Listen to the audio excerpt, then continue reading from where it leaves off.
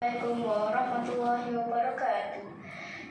Siri berlipat terletak rendah, siri dari pulang matahari, pemanas kata makanan indah. Awal bismillah pembuka bicara. Nama saya Alisha Fakira binti Asman. Saya berusia 9 tahun dan merupakan seorang pelatih kelima di Sekolah Kebangsaan Kaki Mumpung.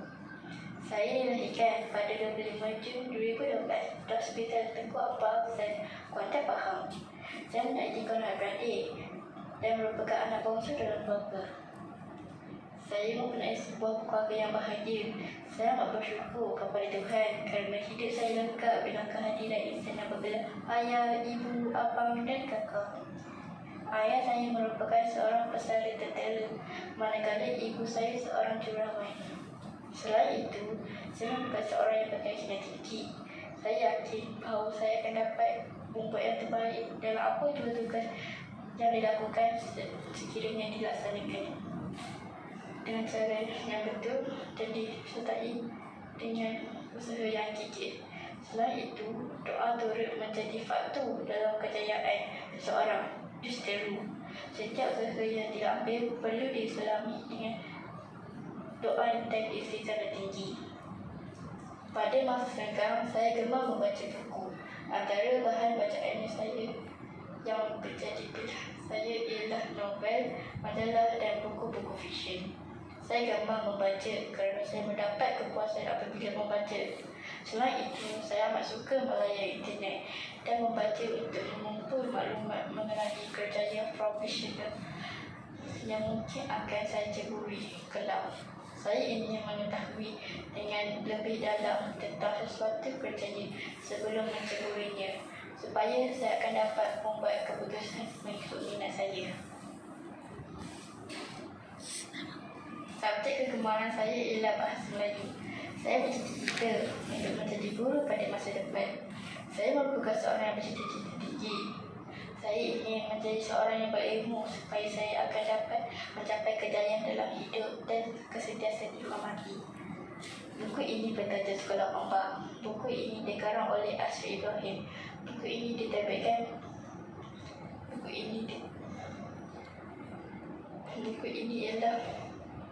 Penerbit buku ini ialah Duty Public. Buku Sekolah Ombak ini merupakan siri novel motivasi.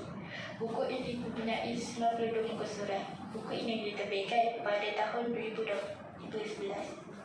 Buku ini menceritakan tentang kehidupan penduduk Pulau Karam di tepi pantai. Kanak-kanak di kampung Pulau Karam ini ketinggalan dalam bidang pendidikan. Mereka tidak bersekolah, nasib mereka tidak sebaik kanak-kanak sosial mereka yang lain. Bukti hari mereka hari adalah sama. Kawan dari Jabatan Pendidikan Negeri sudah berkali-kali datang ke kampung itu untuk membeli sebidang tanah yang agak jauh dari pantai untuk membina sebuah sekolah. Mereka prihatin terhadap pendidikan kanak-kanak di situ. Malangnya, penduduk tidak mahu menjual tanah mereka untuk menjadikan tapak pembinaan sekolah. Mereka masih tidak faham betapa pentingnya pendidikan. Akhirnya, Jabatan Pendidikan Negeri membuat keputusan untuk mendirikan sebuah sekolah hampiran dengan pantai. Alasan mereka, biarlah terganggu dengan ombak, asalkan anak-anak dah mendapat pendidikan. Akhirnya, sekolah ombak berjaya didirikan. Beberapa orang guru ditugaskan mengajar di sekolah itu. Ustaz Johan antara guru yang mengajar di sekolah itu.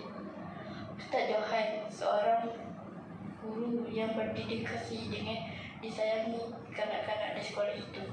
Pada masa sebelah malam, Ustaz Johan membuka kelas mengaji di kuartusnya. Beliau bukanlah mengajar kenderaan tetapi ingin berdakwah dan membantu kanak-kanak di kampung itu. Kewujudan sekolah ombak ini dan kehadiran Ustaz Johan tidak disenangi penduduk Pulau Karam, terutamanya Pak Samad. Mereka menganggap bahawa anak-anak mula menjadi pemalas untuk turun ke laut dan terlupa macam mana mahu membersihkan bukan. ikan dan udang menjadi lebih dihargai berbanding dengan ilmu yang disampaikan.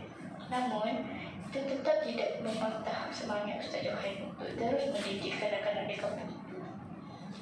Aiman bin Zaman adalah antara kanak-kanak paling muda kerana impian untuk masuk ke sekolah telah tercapai sejak bersekolah di sekolah ombak.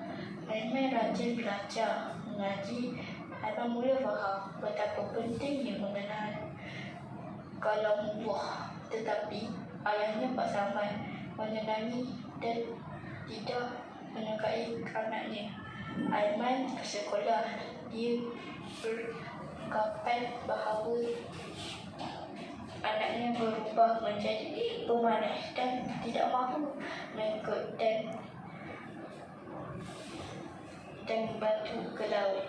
Dia mahu memperhatikan anaknya. Aiman daripada bersekolah akibat satu peristiwa. Pak Samad terus ke sekolah dan mengambil anaknya, Aiman, untuk pulang dan berhenti daripada persekolahan. Ustaz Johan tidak dapat membuat apa-apa dan tepikan bangku. Pakcik syukur adik kepada ayah Aiman mahu membantu Aiman supaya dapat meneruskan pembelajarannya. Aiman akan meneruskan pembelajarannya secara rahsia. Aiman akan belajar di rumah pakciknya, Pak Syukur. Pada setiap hujung minggu, hari Sabtu dan Ahad, Ustaz Johan akan datang ke rumah Pak Samad untuk mengajar Aiman. Kemuncak cerita ini adalah apabila rahsia amat terbongkar. Pakciknya, Pak Syukur terbongkar.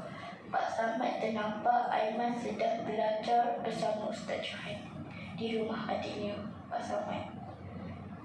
Kerana perasaan amarah yang sedang membara, lantas Pak Samad mencegah lalu menampar muka Ustaz Johan.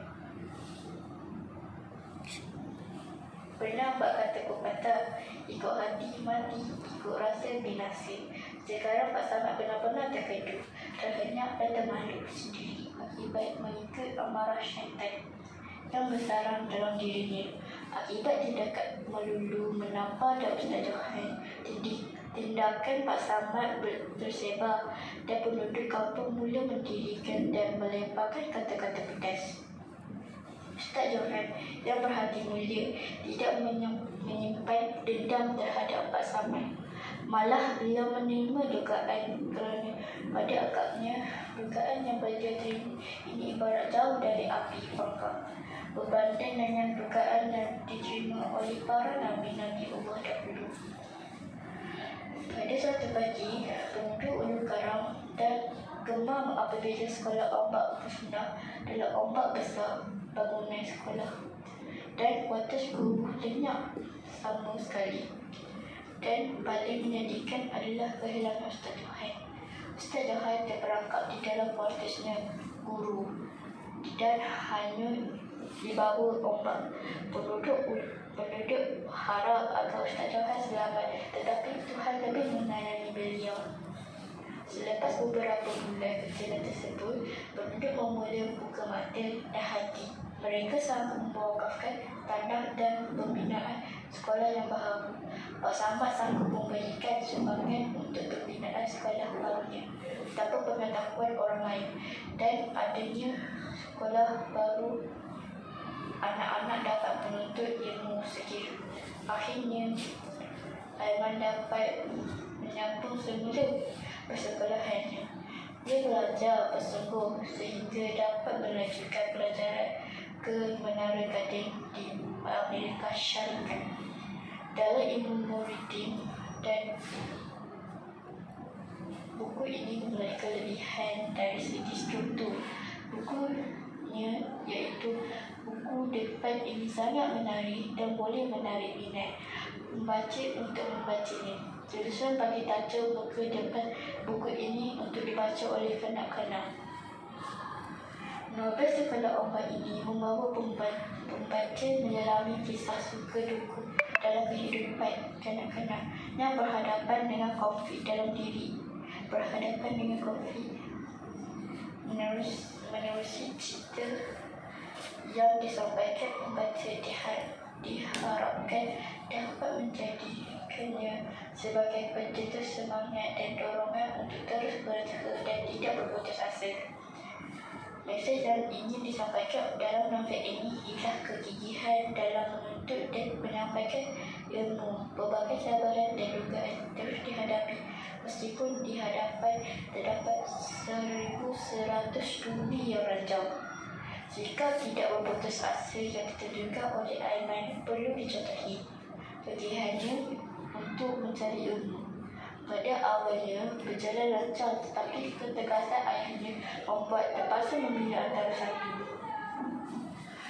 Ibu berita, kata-kata hikmat ini menunjukkan bahawa ilmu merupakan elemen yang amat penting dalam kehidupan dan dapat menjadi kehidupan seseorang itu lebih sempurna.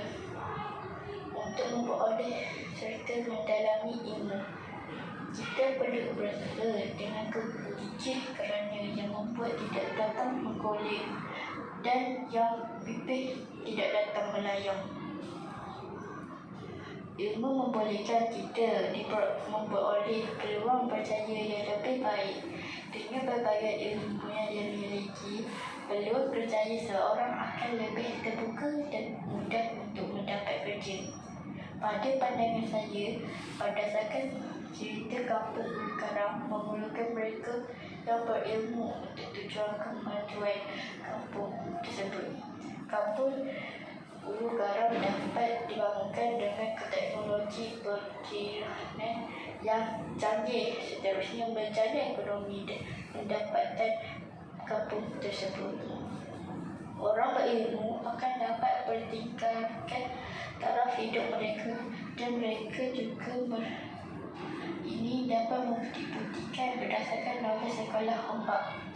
Apabila Aiman dapat melanjutkan pelajaran ke Amerika Syarikat dan menjawat jawatan pengarah perizinan, taraf ekonomi dan kehidupan dapat diubah secara tuntas.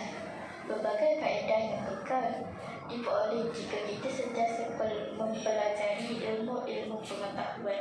Tokoh Islam Imam Syafi'i pernah berkata, ilmu itu bukan dihafal tetapi yang memberikan manfaat. Terima kasih.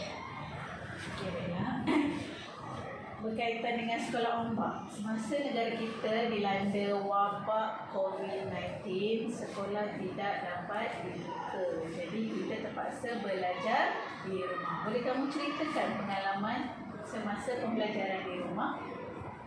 Boleh. Mula-mula belajar di rumah saya Belajar secara apa? Secara Google Meet. Okay, bagaimana dengan latihan kerja rumah? Saya akan menangkap gambar dan minta kepada guru. Okey. Antara pembelajaran di rumah secara online ataupun secara sekolah bersemuka, mana kamu lebih suka dan lebih menarik? Saya lebih suka bersemuka kerana dapat tanya guru secara berterus terang, dapat berkawan. Jadi bersekolah secara bersemuka lebih menarik. Ya. Sekian, terima kasih. Terima kasih.